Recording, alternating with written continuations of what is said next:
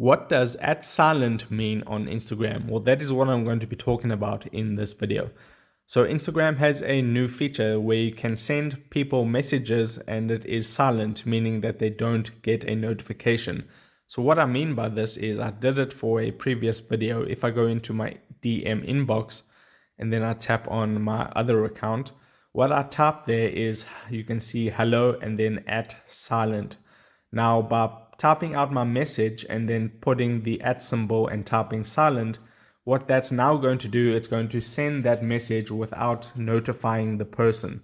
So you'll see here, if I type @silent, you can see right at the top of my screen, it says silent, send message without a notification.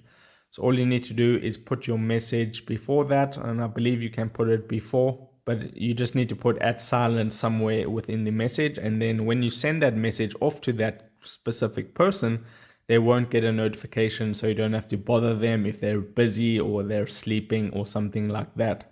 And that's pretty much the new feature. So if this video helped you out, don't forget to drop a like onto it and subscribe for more, and I'll see you in the next video. Take care.